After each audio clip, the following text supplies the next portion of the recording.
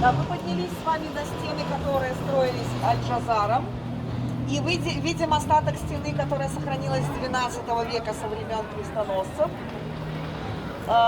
Если мы начинали нашу экскурсию там, где были земли рыцарей госпитальеров, здесь были земли храмовников, то есть рыцарей, храмовников, рыцарей воинов.